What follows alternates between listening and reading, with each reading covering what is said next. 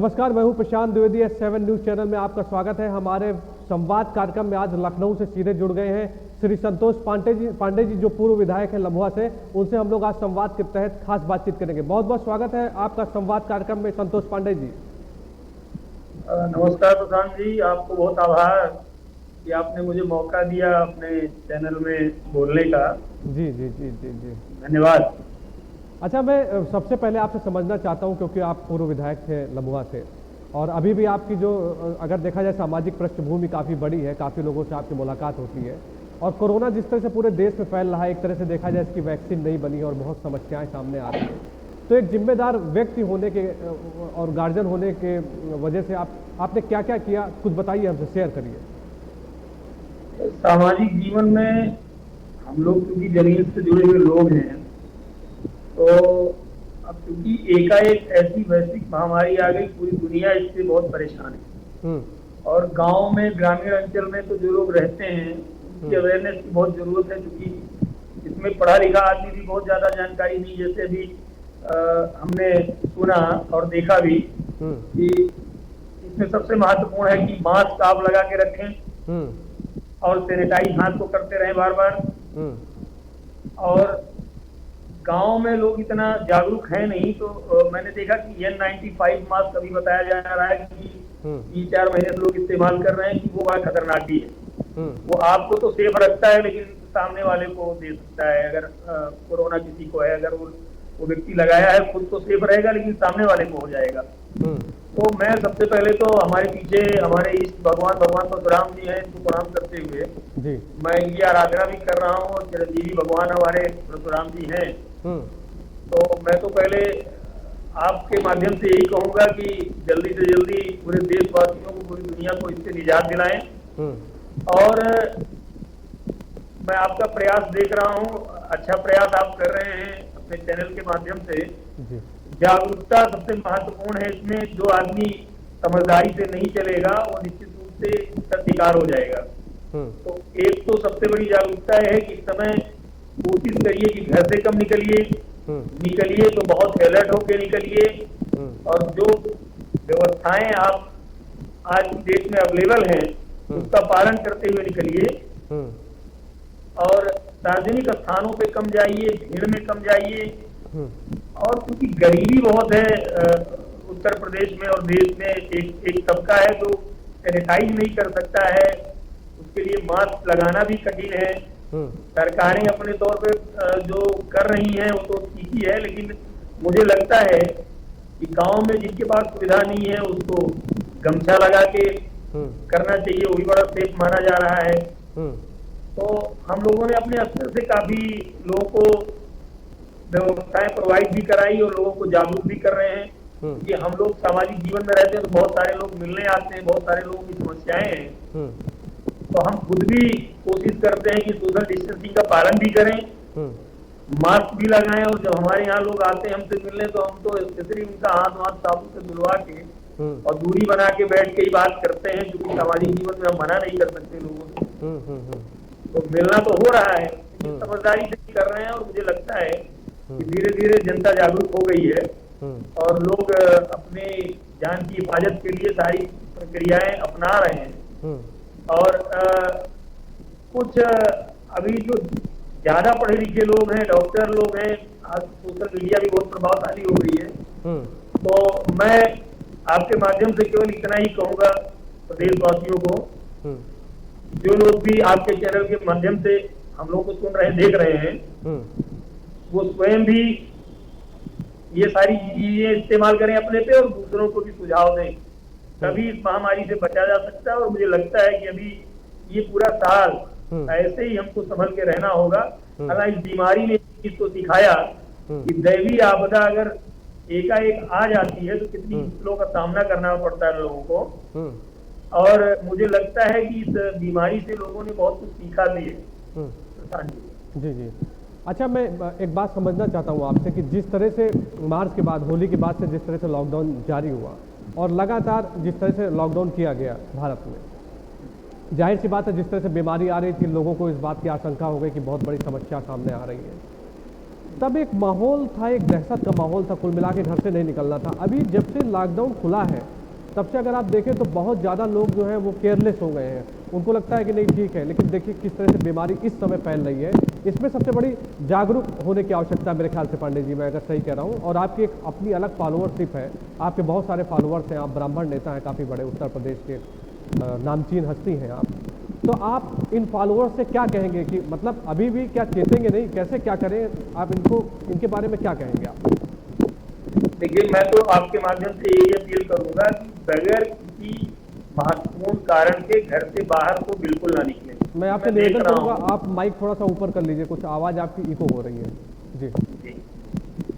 तो मैं आपके माध्यम से केवल यही कहना चाहूंगा जी कि कोई जरूरी काम हो तभी घर से बाहर निकलें।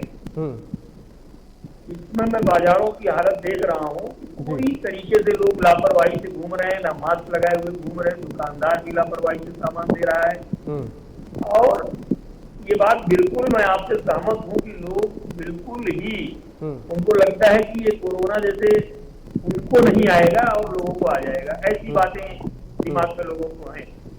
तो मेरा ये मानना है ये लापरवाही बहुत घातक होगी और अभी लोगों को कोशिश ये करना चाहिए कि सार्वजनिक स्थानों पे कम जाएं। सरकार ने अभी लॉकडाउन में 2 दिन की बंदी करी है, लेकिन मैंने कई जिलों में देखा है कि अपने स्तर पे जिलाधिकारी और कप्तान मिलकर अलग अलग जिलों में बंदी करा रहे हैं। अभी हमारे जिले में भी जो हमारा गृह जनपद सुल्तानपुर, उसको भी बंद किया है क्योंकि एक दिन मैं शहर जा रहा था तो मैंने देखा बहुत सारी भीड़ है और केवल 5% लोग मास्क लगाए थे और मुझे मास्क में कोई दिखा ही नहीं।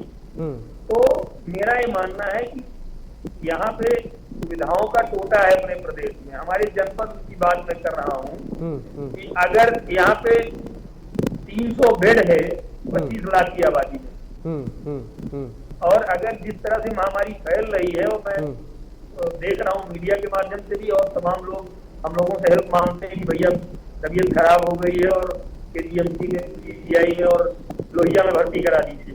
तो मैं ये देख रहा हूँ कि बेड नहीं है, बेड नहीं है, सुविधाएं नहीं है, डॉक्टर खुद घबरा जा रहे हैं, इतने मरीज आ जा रहे हैं। इस तरह की अगर लापरवाही होती रही तो हमारे पास संसाधन का अभाव है, तो बहुत ही घातक हो जाएगा प्रदेश और देश के लिए। तो मेरी तो केवल यही अपील है आम लोगों से कि बहुत ही महत्वपूर्ण काम हो तभी घर से निकलें। निकलें तो इस तरह की जो सुविधाएं हैं उनका इस्तेमाल जरूर करें, अन्यथा इस देश को संभालना बड़ा कठिन हो जाएगा। जी। और मेरा ये मानना है कि अपनी जान इस समय, मैंने उनका टाटा जी का एक ट्वीट देखा था, उन्होंने कहा था कि 2020 में केवल जान अपनी बचा लीजिए, बिल्कुल, काम धाम और व्यवस्थाएं तो होती रहेंगी। तो आपके माध्यम से मुझे सिर्फ यही कहना है लोगों से कि जहां है तो जहान है, पहले अपनी जान बचाइए, महत्वपूर्ण काम हो तभी निकलिए और संभल के रहिए। और आपके पीछे आपका परिवार भी है, आपके बच्चे भी हैं, आपकी लापरवाही पूरे परिवार को गवाही पड़ेगी। और मेरा ये मानना है कि अगर आप थोड़ी सी जागरूकता करेंगे तो अपनी हिफाजत आप कर पाएंगे। चलिए, कोविड पे आपने अपील की और जाहिर सी बात है कि जो आपके फॉलोअर्स हैं, जो चाहने वाले हैं, उसको वो फॉलो करेंगे। और जाहिर सी बात है जैसी बीमारी इसकी वैक्सीन नहीं बनी तो लोग जागरूक हों, ज़्यादा से ज़्यादा दूरी बनाएं, मास्क लगाएं और अगर ज़रूरी काम हो तभी बाहर निकलें। आपकी अपील ज़रूर काम करेगी। आगे चल के बात करते हैं संतोष जी, आप लगातार एक ब्राह्मण नेता के तौर पर उभर रहे उत्तर प्रदेश में। जैसा कि हम लोगों ने भी देखा कि भगवान परशुराम के लिए आप बहुत कुछ कर रहे हैं, मतलब आप काफ़ी बड़ी आपने मूर्ति बनाने की बात कही और कई सारे मंदिर जैसे बन रहे हैं, काफ़ी लोगों को जोड़ रहे हैं। क्या है प्लानिंग, थोड़ा सा हमसे बताइए। और हमारे दर्शक भी सुनना चाहते हैं कि संतोष पांडे जी क्या प्रयास कर रहे हैं भगवान परशुराम जी को लेकर। प्रशांत जी, आपने एक तो हमारे मन का क्वेश्चन किया है। भगवान परशुराम जी का जब नाम आता है मैं बहुत अंदर से प्रसन्न हो जाता हूँ जी। हम लोग बचपन से ही भगवान परशुराम जी को पूछते आए हैं और उनकी जो असाधारण जो उनके बारे में जब हम पढ़ते हैं तो मैं मानता हूँ कि भगवान परशुराम जी का जो शैली रही, उनकी जो आप उनकी उनकी बायोग्राफी पढ़ते हैं तो मैं देखता हूँ कि सत्य और साथ के अद्भुत ज्ञाता तो थे ही वो। और मुझे लगता है कि इतना बड़ा पितृभक्त भी कोई नहीं हुआ। हम लोग मर्यादा पुरुषोत्तम राम को मर्यादा पुरुषोत्तम इसीलिए कहते हैं भगवान राम को कि उन्होंने पितृभक्ति में 14 साल का वनवास काटा।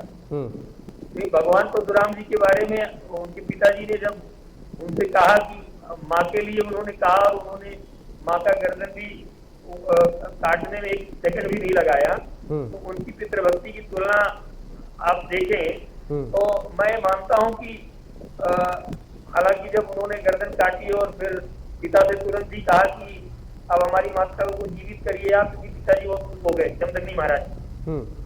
तो उनका ये भी एक रहा है कि उनसे बड़ा दानी भी कोई नहीं पैदा हुआ। 20 बार पृथ्वी को जीता और दान दे दिया। जहां आज के समाज में लोग 5 फीट 10 फीट के लिए हत्या कर दे रहे हैं, बिल्कुल बिल्कुल, तो उनसे हमको सीखना चाहिए कि व्यक्तित्व क्या होता है। और हमने अभी एक चिरंजीवी भगवान परशुराम चेतना पीठ बनाई है प्रसाद जी, एक ट्रस्ट मैंने गठन किया है। उसमें हमारे साथ कैबिनेट मिनिस्टर रहे पिछली सरकार में अभिषेक मिश्रा जी, वो भी हमारे साथ हैं। और बहुत सारे हमारे मित्र हैं, रवि पांडे जी हैं, प्रेम शुक्ला जी हैं, अंकुर राज तिवारी जी हैं, सिद्धार्थ शर्मा जी हैं, तो तमाम हमारे संगी साथी हैं। 7 चैनल भी आपके साथ में है जी। नहीं, बहुत आभार आपका, धन्यवाद आपको जी। तो उसमें मैंने जो ट्रस्ट बनाया उसका ऑफिस भी अभी मैंने गोमती नगर में खोला है। मैं किसी दिन आपको आमंत्रित भी करूंगा, आपको चाय पिलाना चाहूंगा जी, जी, जी। भगवान परशुराम जी के ऑफिस में, और आपसे भी कुछ राय भी लूंगा जी। तो उसमें मैंने एक तो ऑफिस बन गया है, वहाँ एक IT सेल मैंने बनाई है, और एक वहाँ पे गेस्ट हाउस बनाया है कि उत्तर प्रदेश से हमारे समाज का कोई गरीब व्यक्ति अगर आए तो रहने खाने में समस्या न हो, उसकी व्यवस्था मैंने वहाँ की है। एक लैंड हम लोगों ने अभी ट्रस्ट के नाम ली है, उसमें भगवान परशुराम जी की मेटल की 108 फीट की मूर्ति लगाने का हम लोगों का प्लान है, और वो मूर्ति बन भी रही है। और एक हॉस्टल हम लोग बना रहे हैं जिसमें 40 कमरे हैं, और जिसमें हम लोग करीब 100 बच्चों को, जो बच्चे हमारे समाज में प्रतियोगी परीक्षाओं की तैयारी कर रहे हैं, वो टैलेंटेड हैं लेकिन अभाव में हैं, उनको हम लोग एक बच्चे को कम से कम 3 साल का मौका देंगे कि वहाँ आप रहें, भोजन करें और पढ़ाई करें और आगे बढ़ें। इसके साथ साथ ही हमारे समाज में कहीं भी अगर किसी के ऊपर अन्याय हो रहा है, कोई गरीबी से जी रहा है, किसी की बच्ची की शादी नहीं हो पा रही है, किसी का बच्चा पढ़ाई नहीं कर पा रहा है, या किन्हीं भी परिस्थितियों में वो हमारी आवश्यकता महसूस करता है कि हम उसका साथ दें, तो हम हर उस व्यक्ति के साथ हैं जो अभाव में है, जो कहीं ना कहीं से पीड़ित है किसी के द्वारा, या कहीं भी हो सकता है कि चिरंजीवी भगवान परशुराम चेतना पीठ को हमारी मदद करनी चाहिए। तो हमारा प्रयास है कि उसके दुख में भागीदार बने। और प्रशांत जी, उत्तर प्रदेश में अगर आप अभी देखें हाल में जिस तरह से उत्तर प्रदेश में एक समाज की हत्या हो रही, मुझे कहने में कोई गुरेज नहीं, ब्राह्मण समाज की हत्याएं हो रही, कंटिन्यू लगातार आप देख रहे हैं। तो ब्राह्मणों का धैर्य जवाब दे गया है, और जिस ब्राह्मण ने उत्तर प्रदेश के चुनाव में और लोकसभा चुनाव में एक वोट अपना देके भारतीय जनता पार्टी की सरकार बनाई, वही ब्राह्मण आज एक दिन गिन रहा है कि जल्दी से चुनाव आए और उनको हम कुर्सी से उठा के बाहर करें, और एक ऐसी सरकार बनाए जो कानून व्यवस्था को अच्छी तरीके से चला सके, और जिसके जो जनता के प्रति जवाबदेह हो। और मुझे लगता है उत्तर प्रदेश में एकदम जंगल राज कायम हो गया है। ये जो मुख्यमंत्री जी हैं माननीय योगी जी, इनकी ठोको नीति इन्हीं के ऊपर लागू हो रही, रोज लोग ठोक के हत्याएं कर दे रहे हैं, इन्हीं के देखा देखी आचरण अपराधी उतार ले रहा। पहले ये कहते थे कि साहब उत्तर प्रदेश से अपराधी बाहर चला जाए, यहाँ ये स्थिति है कि रोज ही कोई ना कोई जिले में बड़ी अपराध की वारदात हो रही है। अच्छा, मैं संतोष जी आपसे एक बात समझना चाहता हूँ कि आपने जैसे बताया कि परशुराम जी के आशीर्वाद से जिस तरह से आप काम कर रहे हैं, ये हॉस्टल बनाने का प्रयास अगर देखा जाए तो बहुत सारे बच्चे जो हैं वो पढ़ाई नहीं हो पाती उनकी, तो वो अपने मुकाम पे नहीं पहुंच पाते हैं। बहुत सारे टैलेंटेड बच्चे अपने समाज में हैं, आपके समाज में हैं, जो आगे नहीं बढ़ पाते हैं। तो ये आपने जो प्रयास किया है कि एक हॉस्टल बनाने की बात की, और 3 साल का मौका बहुत बड़ा मौका होता है, अगर टैलेंटेड लड़का है तो काफ़ी आगे बढ़ सकता है। तो ये विचार मन में कैसे आया आपका, मतलब क्योंकि एक बिल्कुल एक नया आइडिया है, मैंने सुना नहीं आज तक, ये प्रयास कैसे किया आपने, कौन प्रेरणा स्रोत है आपका? प्रशांत जी, हम लोग सामाजिक जीवन में 25 साल हो गया लगभग। हमारे बड़े भाई भी एमएलए रहे। 2002 से 2007 तक वो एमएलए थे, 12 से 17 मैं था, और हमारी माता जी भी लखुआ से ब्लॉक प्रमुख रही 2-3 बार। हमारी सासू माँ भी ब्लॉक प्रमुख रही। तो सामाजिक जीवन में हमारा लोगों से 1-to-1 कांटेक्ट जमीन में है। और हमने एक चीज देखी, मैं तो कभी भी जाति की बात, आज भी मैं किसी जाति की कभी विरोध की बात करता नहीं। समाज के प्रति वेदना इसलिए जगी, जैसे आप गांव में जाके देखें तो ब्राह्मण समाज है वो बहुत गरीबी में भी जी रहा है। बहुत टैलेंट है हमारे समाज में, लेकिन उनको सुविधा नहीं मिल रही। मैंने देखा है गांव में जाके 40% ब्राह्मणों के घर अभी खपरेल हैं, कुछ के तो पन्नी में लोग रह रहे हैं, कुछ तो टीन शेड में रहे हैं, और कुछ के पास तो कुछ है ही नहीं, साधारण एक मड़ाई में जीवन यापन कर रहे हैं। और सरकारों का जो सुविधाएं देने का तरीका है वो सबसे अंतिम पायदान में आपके लिए है। वो मौका ही नहीं मिलता आपको कि आप सरकारी योजनाओं का लाभ आपको मिल पाए। तो मुझे लगा कि भाई कुछ तो करना चाहिए ऐसा कि हम सबको तो नहीं कर सकते हैं, लेकिन कम से कम कुछ ऐसे लोगों का चुनाव हम करें जो हमारा मादा है, जो हमारी टीम का मादा है, जो हमारे मित्रों का मादा है। कि ये एक प्रयास जब हम करेंगे तो और लोग भी सीखेंगे, देखेंगे, महसूस करेंगे। हर आदमी में सेवा भाव है। तो मुझे लगता है मेरे इस प्रयास से पूरे प्रदेश में जो नई पीढ़ी है उसको जब दिखेगा कि नहीं हम प्रयास कर रहे हैं, हमारे लोग प्रयास कर रहे हैं, टीम प्रयास कर रही है, तो उनके मन में भी ये भावना आएगी। और अगर एक व्यक्ति को मोबिलाइज कर दे, मैं ज्यादा लोगों की बात नहीं कर रहा हूँ, तो मुझे लगता है कि कोई इस गुर्बत में नहीं जिएगा और समाज का भला होगा। हम तो आपके माध्यम से कह रहे हैं कि गरीब किसी भी जाति का हो, टैलेंटेड है, मैं तो सबकी करूंगा, लेकिन मैं अपने समाज की इसलिए कर रहा हूँ, मैंने कहा कि हमारे समाज को तो कोई सरकारी सुविधा मिलती ही नहीं है। जी। तो मैंने ये देखा कि जब इनको कोई सुविधा मिलती नहीं है, तो हमने अपने तमाम मित्रों से बात किया, तमाम महत्वपूर्ण लोगों से चर्चा की, तमाम बुद्धिजीवियों से बात की, कुछ रिटायर्ड IAS अफसरों से बात की, कुछ जिलों से बात की। लोगों ने कहा कि नहीं विधायक जी बहुत अच्छा प्रयास है, आप इसको करिए और हम लोग आपके साथ हैं। आप जैसे कुछ भाइयों ने भी मुझे कहा पत्रकारिता के क्षेत्र के कि नहीं विधायक जी अच्छा काम कर रहे हैं, आप इसको करिए, हम लोग साथ हैं, हम आपकी बातों को जनता तक पहुंचाएंगे। तो आप लोगों के माध्यम से जब जनता तक ये बात जाएगी तो बहुत सारे ऐसे भाई हमारे समाज में हैं जो सेवा करना चाहते हैं, लेकिन उनको उचित प्लेटफॉर्म नहीं मिल रहा है कि भाई हम कहाँ जाएं, किसकी मदद करें, कैसे करें। तो मैं एक प्लेटफॉर्म भी दे रहा हूँ लोगों को कि अगर कोई मदद करना चाह रहा है। मैंने ये देखा है कि जब हमारा जन्मदिन होता है या किसी की परिवार में पुण्यतिथि होती है या कोई ऐसा ओकेजन होता है जिसमें लोग चाहते हैं कि हम सामाजिक काम करें, तो एक प्लेटफॉर्म है कि भाई अगर आप अपने जन्मदिन के दिन कोई अच्छा काम करना चाहते हैं तो हमारे एक बच्चे को आप गोद ले लीजिए या हमारे ट्रस्ट के माध्यम से 20-25 बच्चों को पुस्तक, किताब ये सब बांट दीजिए, कुछ भला कर दीजिए लोगों का। तो एक प्लेटफॉर्म भी मैं दे रहा हूँ और सबका स्वागत भी है उसमें प्रधान जी।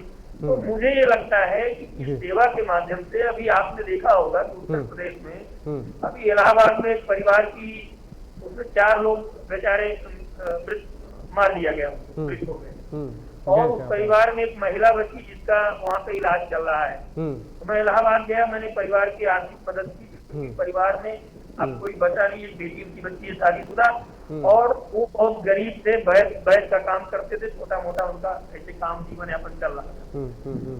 वैसे ही अभी एक वहाँ शुक्ला जी हैं बहराइच से, उनका घर गिर गया, उसमें डेथ हो गई उनकी। मैंने एक हमारे छोटे भाई है सर्वेश पांडे, अच्छा काम कर रहे हैं, उनके माध्यम से हमने अब एक दिन तय किया कि हम उनके घर जाके उनकी आर्थिक मदद करेंगे। ऐसे ही हमारे यहाँ एक उपाध्याय जी का परिवार है, गिर गया है, उनके यहाँ भी बहुत जा रहा हूँ, उनका घर बनवाने का काम मैंने निश्चय लिया है कि अपने दोस्तों से भी, मित्रों से भी बात किया है कि भाई परशुराम चेतना पीठ के माध्यम से उनकी भी हम मदद करें, सेवा करें।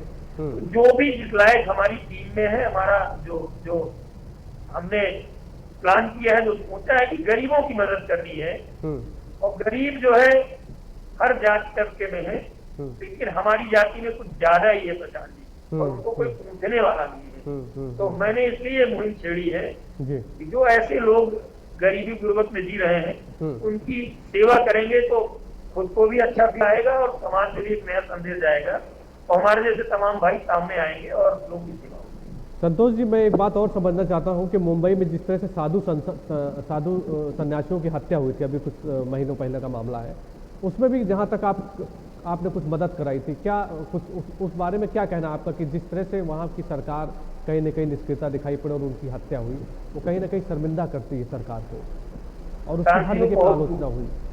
बहुत दुखद घटना थी, और उस घटना में हम लोग इसलिए बहुत नजदीक से उस घटना को नजदीक से महसूस किए कि उसमें एक संत शिवगिरी जी महाराज हमारी विधानसभा चांदा के रहने वाले जी। तो वो घटना इसलिए और ज्यादा कष्टदायी मेरे लिए हुई, और मैंने सबसे पहले आवाज उठाई उस प्रकरण में। मैंने वहाँ के अधिकारियों से भी बात की, और मुझसे जो कर पड़ा मैंने आर्थिक मदद भी की, और उसमें कुछ लोग आरोप लगाते हैं कि विधायक जी आप जाति की बात कर रहे हैं। तो मैं आपको बताऊं कि महाराष्ट्र में वो जो ड्राइवर साधुओं के साथ की हत्या हो गई थी, वो बैकवर्ड समाज का था, और अपने माँ बाप का अकेला था, उसके दो छोटी बच्चियां हैं। मैंने 1 लाख रुपए की मदद उसको भी की। कि जो लोग आरोप लगाते हैं उनको ये मैंने संदेश दिया कि ऐसा नहीं है, चाहे जो भी दुखी पीड़ित होगा हम उसकी मदद करेंगे। और आप कल्पना करिए कि वहां की सरकार इतनी असंवेदनशील है कि उस परिवार की भी, मान लीजिए संतों की मदद नहीं कर सकते थे, संतों का मान लीजिए परिवार नहीं होता है, अगर आपके हिसाब से बीजेपी की सरकार पूरे देश में है, और वहां तो मान लीजिए ठाकरे जी की सरकार है, तो आप कल्पना करिए कितने संवेदनशील है वो, कि उन्होंने ना परिवार की कोई आर्थिक मदद की।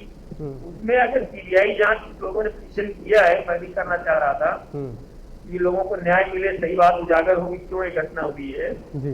तो वहाँ एक तो मुझे पता लगा कि एक हाई कोर्ट के वकील है, उन्होंने कर दिया है, तो फिर हम लोग रुक गए कि नहीं उन्होंने किया है तो ठीक है, तो न्याय मिलेगा। हालांकि वहाँ कोर्ट ने बहुत तल्ख भाषा में सरकार को निर्देश किया है कि इसकी कायदे से जांच की जाए, और मुझे लगता है कि जब वो जांच होगी कायदे से, तो घटना सही तरीके से खुलेगी। तो बहुत सारे दोषी अभी भी बाहर घूम रहे हैं, और वो घटना पूरे देश को झकझोर दी थी, और पूरा संत समाज के अलावा भी हर आदमी उस प्रकरण से दुखी था कि जिस समाज में संतों की हत्या होने लगेगी, जो हमको सही रास्ते पे ले चलने का काम करते हैं, वो समाज बहुत गलत दिशा में जाएगा अगर इस तरह घटनाएं हो। प्रधान जी, मैं उस परिवार के साथ उनको आज आपके माध्यम से फिर से उनको श्रद्धांजलि देता हूँ, और मैंने उस समय भी कहा था, आज भी आपके माध्यम से कह रहा हूँ कि उन परिवारों को जहाँ भी मेरी आवश्यकता होगी मैं आगे भी खड़ा रहूंगा। बहुत बढ़िया। अच्छा, अंतिम सवाल संतोष जी आपसे हमारा, अपने बारे में कुछ बताइए। बहुत लोग जानना चाहते हैं, जब हमने बताया कि संतोष पांडे जी हमारे साथ में लाइव जुड़ेंगे, तो बहुत लोग एक राजनेता के बारे में जानना चाहते हैं कि क्या जीवन शैली है, क्या उसका दायरा है अपना, या कोई पुरानी बात जो जिससे आपने कुछ सीखा हो अपनी जिंदगी में, दर्शक जानना चाहते हैं। आखिरी सवाल है आपसे, बताइए कुछ। प्रशांत जी, मैं आपके माध्यम से जो लोग भी हमें सुन रहे हैं, देख रहे हैं, मैं उनको केवल इतना ही कहना चाहूंगा जी कि हम लोग एक साधारण परिवार से ही हैं। हम लोग का बैकग्राउंड कोई पॉलिटिकल नहीं था। हम लोग, हमारे पिताजी और हमारे परिवार के लोग एक छोटा सा व्यवसाय भट्टों का करते थे पहले। सामाजिक कृषि का काम था हम लोगों का, पढ़ाई लिखाई भी हम लोग यही किए, लोकल, कोई बहुत बड़ी जगह पे पढ़े लिखे भी नहीं, लेकिन मन में एक प्रेरणा थी, मन में एक इच्छा थी कि समाज में बढ़ चढ़ कर भूमिका हो, समाज के काम आए। और मैंने एक देखा कि मन के हारे जीत है, मन के हारे हार। तो हमारे मन में एक शुरू से था कि नहीं, कुछ अलग करना है। और एक चीज मैंने देखा कि आदमी की सोच उसको बड़ा बनाती है, छोटा बनाती है। तो मेरी सोच में शुरू से ही था कि कुछ अच्छा करना है, कुछ अलग करना है, और कुछ बड़ा करना है। और उसी की देन है प्रशांत जी कि आज मैं सेवा के माध्यम से, जब मैं एमएलए था तो तब तो मैंने जो सेवा की वो की जनता की, लेकिन आज मैं एमएलए नहीं हूँ तो मैं और आज प्रसन्नता से मैं आपसे बताना चाह रहा हूँ कि मुझे आज तो मैं सेवा कर रहा हूँ आम लोगों की, अपने समाज की। मुझे जब मैं विधायक था तो उतना आनंद महसूस नहीं करता था, मैं आज मैं और आनंदित हूँ। तो मुझे लगता है कि जीवन में अगर आप अपने लिए जीते हैं तो कोई जीना नहीं हुआ। आप अगर जो कुछ भी करते हैं जीवन में, अपने जीवन में 10% भी दूसरों के लिए भी सोचते हैं तो मुझे लगता है वो जीवन बड़ा है। और हर व्यक्ति को मैं आपके माध्यम से कहना चाहता हूँ कि संतोष पांडे आज चाहे जितना बड़ा दिख रहा हो लेकिन आज भी जमीन में रहता है, आम लोगों की तरह ही। हमारी जीवन शैली भी वही है, सोच भी वही है, बस मन में केवल एक चीज मैंने ठानी है कि समाज की सेवा करनी है इस स्तर तक कि उसके लिए कहीं कुछ भी, चाहे संघर्ष करना पड़े, चाहे जो कुछ भी है उसको सब कुछ न्यौछावर करना पड़े, वो करना है। और मुझे लगता है कि इस जीवन में जो आया है सब कुछ जाना है। और लोग ये कहते हैं, कहावत भी है कि आदमी जब नहीं रहता है तो उसके बारे में क्या सोच लोगों की होती है, क्या लोग कहते हैं, वो ज्यादा महत्वपूर्ण होता है। और मेरा ये मानना है कि मेरे न रहने के बाद अगर 10 लोग भी ये कहेंगे कि नहीं पांडे जी अच्छे व्यक्ति थे, उन्होंने समाज के लिए कुछ किया है, तो मेरे लिए बड़ी बात होगी। और मैं अपने बच्चों को भी, अपने परिवार को भी, अपने मित्रों को भी ये चीज बताता और दिखाता रहता हूँ कि अपने लिए तो हर व्यक्ति कर ही रहा है, जितना बन पड़े लोगों के लिए भी करो, समाज के लिए भी करो। और जब आप करोगे तो भगवान देख रहा है ऊपर से, सब कुछ आपको मिलेगा। और मैंने जीवन में एक चीज देखी, सबसे बड़ी चीज है सम्मान। वो आप जैसे भाइयों के माध्यम से जब मैं कुछ बोलता हूँ तो मुझे प्रतिक्रिया में बड़ा सम्मान मिलता है। और आज आपने मुझे बुलाया, मैं फिर से एक बार आपका बहुत आभारी हूँ प्रशांत जी। आप उत्तर प्रदेश के बहुत ही चर्चित पत्रकारों में से हैं और मैंने तमाम इंटरव्यू आपके देखे बड़ी बड़ी शख्सियतों के साथ। उसमें मैंने देखा है किस तरह से आप घेरते हैं लोगों को।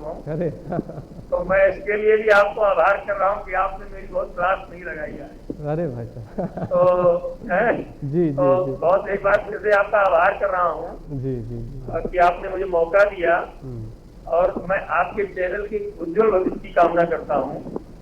और मुझे लगता है कि जो आपका टॉपिक है अभी कोरोना महामारी है, और मैंने देखा कि आपने हर इंटरव्यू में कोरोना को प्राथमिकता से उठाया। जी। तो मैं इसके लिए आपका व्यक्तिगत रूप से आभारी हूँ कि आपने इतने संवेदनशील मुद्दों पे इतने महत्वपूर्ण लोगों को जोड़ा है जी। और आपका ये प्रयास जनता तक जाएगा जी। और आपके चैनल के माध्यम से बहुत सारे लोग जागरूक होंगे। और मैं ऐसी कामना करता हूँ कि ऐसे ही लोग आपसे जुड़े और आपके माध्यम से जनता तक अपनी बात पहुंचाएं। एक बार फिर से बहुत बहुत आभार आपका। बहुत बहुत धन्यवाद आपका संतोष पांडे जी। संतोष पांडे जी, आपको भी S7 न्यूज़ चैनल और S7 न्यूज़ चैनल की पूरी टीम की तरफ से बहुत बहुत शुभकामनाएं हैं। आपके हौसले को हम सलाम करते हैं। आप जिस तरह से अपने समाज के लिए प्रयास कर रहे हैं, जिस तरह से आप लगे हुए हैं, आप काबिल तारीफ है और आपकी कोशिशें जो है वो काबिल तारीफ है। आपको बहुत बहुत शुभकामनाएं। आप हमसे संवाद कार्यक्रम में जुड़े, इसके लिए बहुत बहुत धन्यवाद आपका। धन्यवाद आपका। तो ये थे संतोष पांडे जी, जिन्होंने अपनी बात को बेबाकी से रखा। उन्होंने बताया कि किस तरह से वो अपने समाज की सेवा कर रहे हैं और जिस तरह से वो परशुराम जी की एक बड़ी मूर्ति लखनऊ में स्थापित कर रहे हैं, वो भी अपने आप में कुछ अलग करने की दिशा की ओर जाता है। संवाद में होगी फिर आपसे मुलाकात। नमस्कार।